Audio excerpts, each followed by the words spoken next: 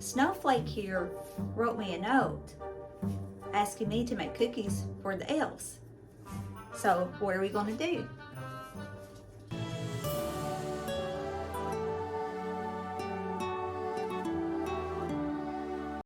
Hey y'all, it's April and thanks for stopping by my crazy creative life, obviously.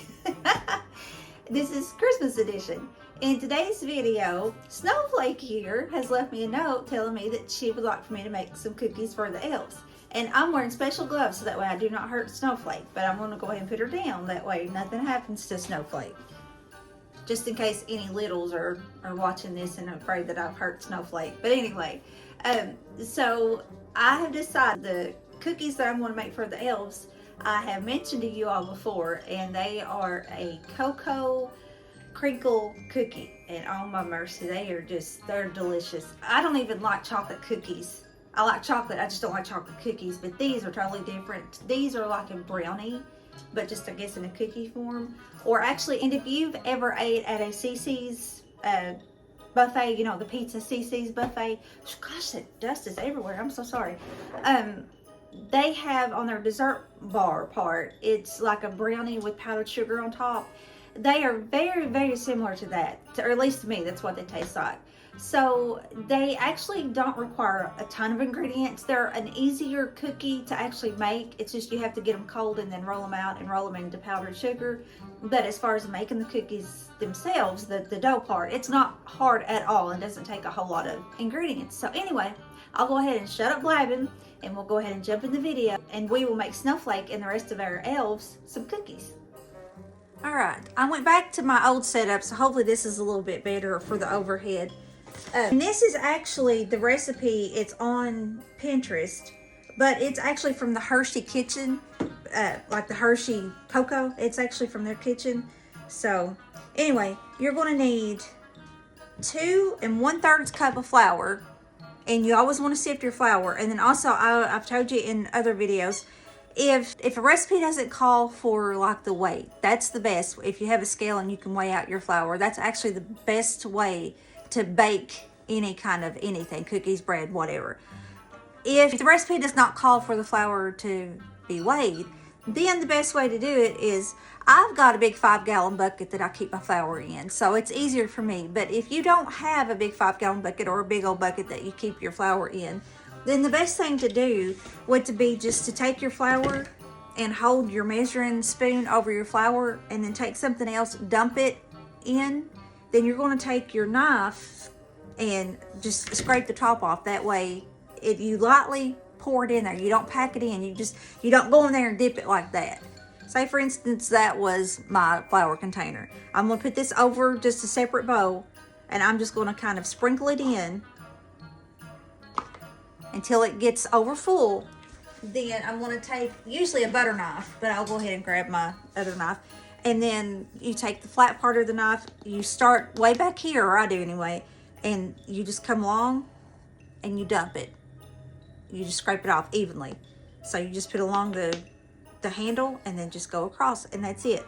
So that's the best way to do your flour if a measurement hasn't called for the flour to be weighed. So that's 2 1/3 cup of all-purpose flour.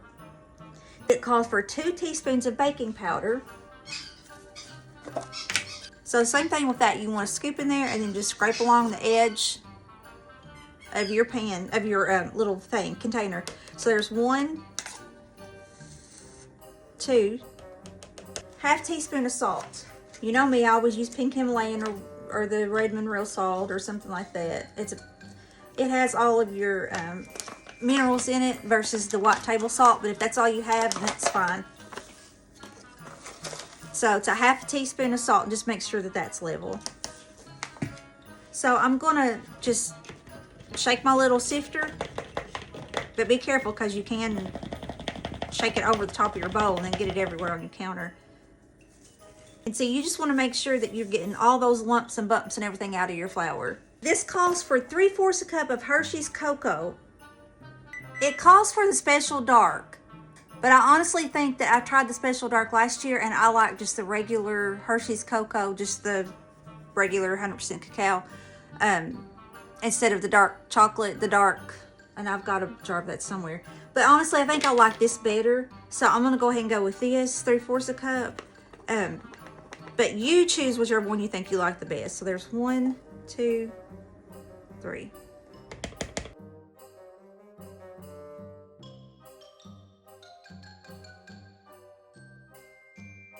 Now let's set that to the side.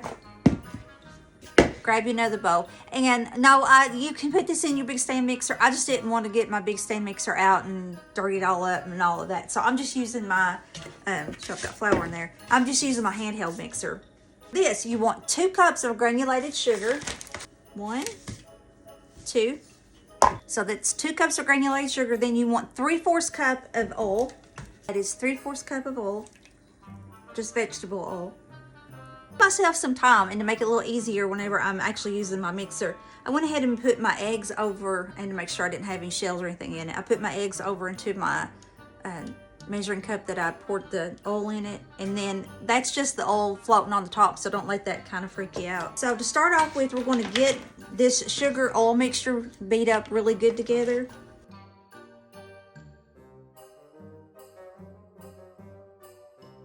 I'm going to do one at a time.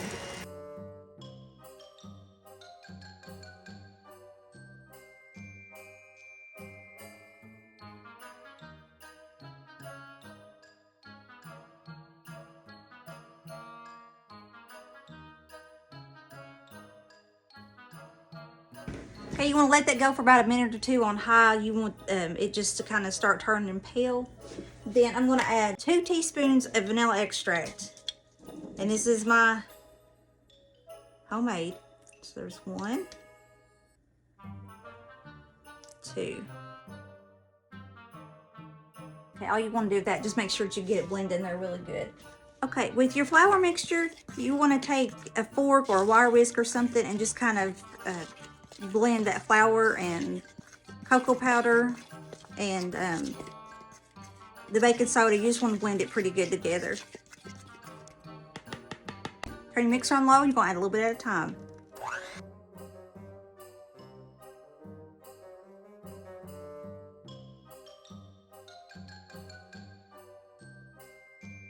Now, after I've made a mess everywhere, with this dough, you want to make sure that when you're doing the flour part, you're not blending it in so much, I guess you could say, like I did the egg. You know, the egg and the sugar, I blended it till it was really, really incorporated. With the flour part, you don't want to do that because then you're going to overmix. So you just want to add a little bit, kind of blend, add some more, blend, and then add some more. And it's still, you're still going to see some dry on top even when you're adding the rest. And get in there and just kind of get it real good. And you want to mix it until it's just blended. So, it is just that flour and the egg mixture and all of that. It's just incorporated. And that's it. You don't want to keep blending. You want to just stop about when you pretty much see everything together. It says to cover this really well. Set it in your refrigerator until it's hard enough to where you can actually kind of handle it somewhat, which is still going to be messy, but you can handle it somewhat. So it'd be harder than that. Sitting there trying to think, I honestly don't ever recall if I set it in the fridge for 6 hours or not. So when I pull it out, I'll tell you how long that I set it. Who knows? I may wait and do it tomorrow. I don't know yet. But I will let you know when I pull these out and show you how long I actually let it sit in my refrigerator. Okay, so all you're going to do is get your cookie scoop or a spoon or something. You could take a spoon and like scoop it up and then, you know, take another spoon and scoop and push it off with. But anyway, I've had this, I know, at least 4 hours. It may have been a little longer. But you see how much thicker that is? And you can scoop it out like it's a little ball.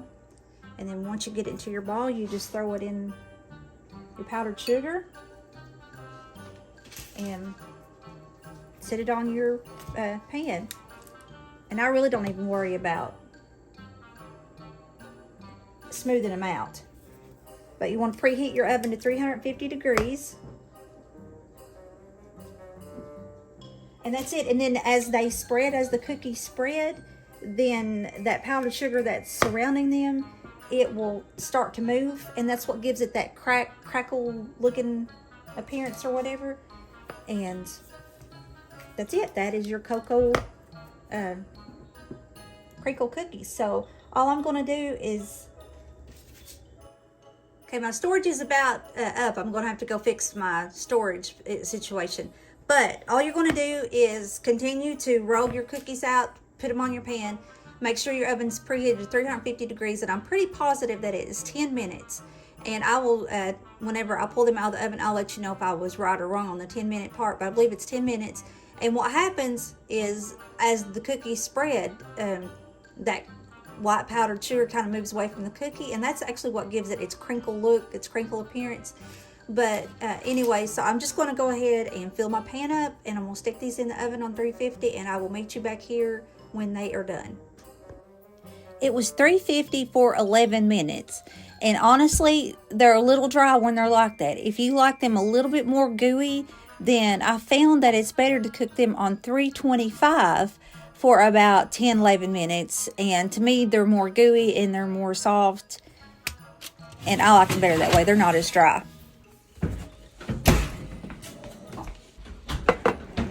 Oh my gosh, it smells so good.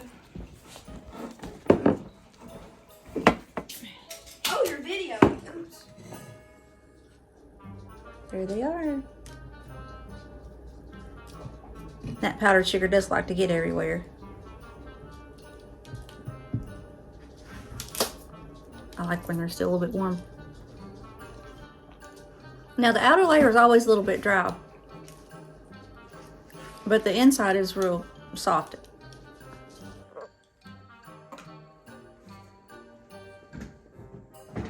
Snowflake is happy. Alright, so that's the end of this video. If you liked it, give me a thumbs up. If you if you haven't subscribed yet, go ahead and hit that little subscribe button. So that is all. Well, hopefully you will make these cookies and you will love them just as much as we do. And that is it. So I hope you have a blessed rest of your day, and I will talk to you in the next one. Bye. Hey, if you like this video, check out my previous Christmas video, and you may want to check out my 13 Snacks of Halloween series too. Talk to you soon.